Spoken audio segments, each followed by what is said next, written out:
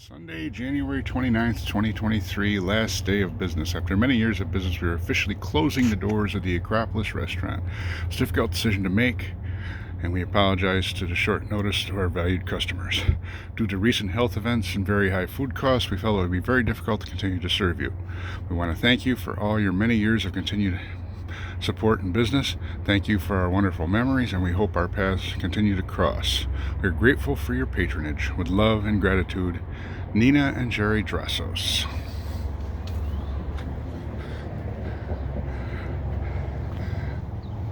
They were in business here over 50 years. This was the classic Greek American diner, and it's now closed. Victim of the times. And I'll go around to the front. The Acropolis was a classic American Greek restaurant. Sadly, it's closed now. But what is interesting about it is that for many years it served many people. Has the old-fashioned lunch counter inside and a lot of things. The sign up front. Considering Jerry is well in his 90s, if not 100 years old, it's amazing they were in business for well over 50 years. And as you can see, the tables and the booths and chairs are still in there. And that's the classic lunch counter back there. This was a place to eat that if you wanted food. It wasn't great cuisine, it was good cuisine. And it was reasonably priced. What is interesting is that now that they've closed after 50 years, some restaurants all around here, but this was the only one that would open at 4 in the morning for breakfast. This was the only restaurant that had a lunch special that very often cost less than a sub at the Subway and was a full meal. In other words, you could get chicken speedies with mushrooms and onions, and you could get with French fries, and it would even include coffee.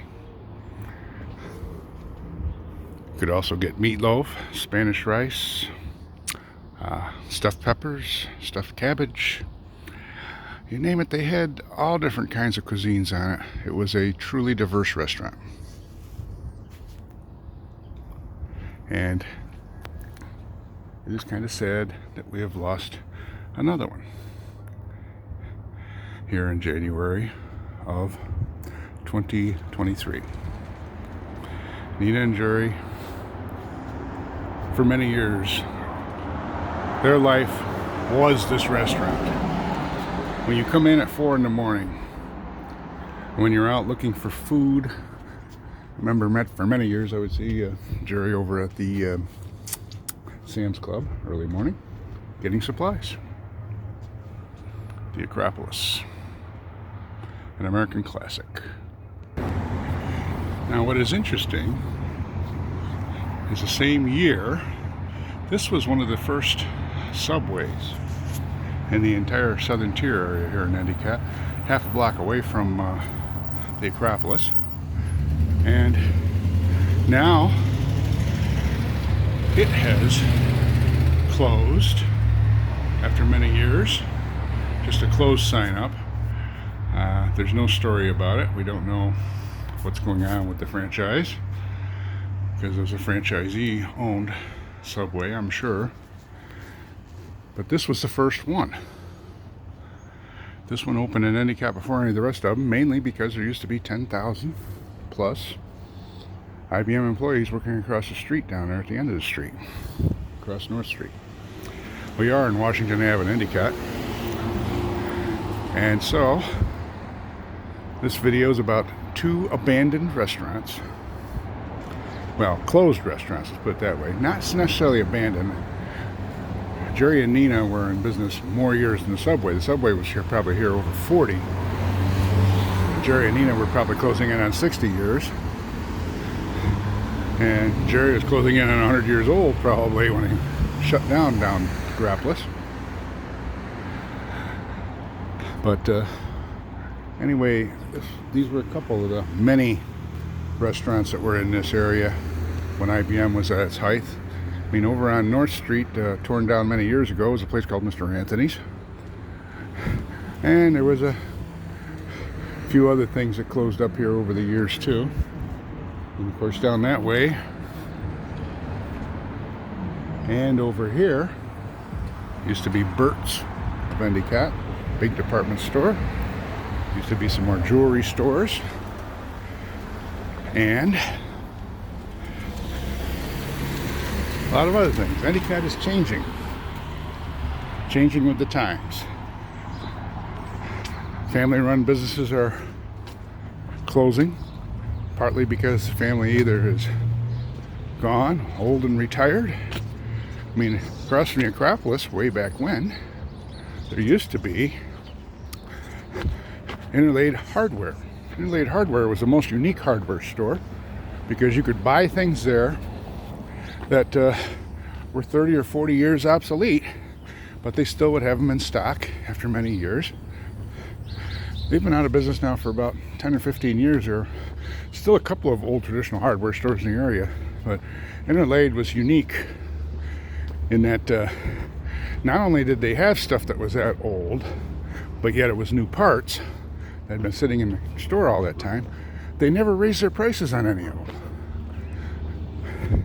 So you could walk in there and sign something at 1960s price. Once again, another family-run business when the family was gone.